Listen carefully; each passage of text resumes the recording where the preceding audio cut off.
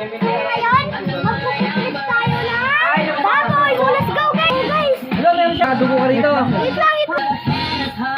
So, ito na yung part 2. Pagkahain ng mga baboy. Tsaka ito. Pati tawag dito, honey. Let's go, kain na tayo. Bukera! Tignan ko ang tubig, ah. Ayun, sa Ate Shaina. Tara, dito yung rep namin. Ito, tubig.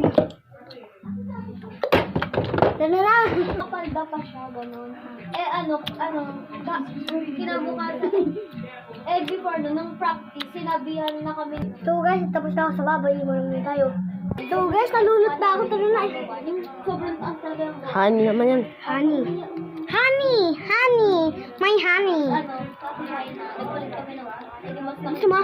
Ayoko. Sige lang. Sarap nan. Kinain. Pati balat. Sige na. Magbabay na tayo. Mga kabady, babay na.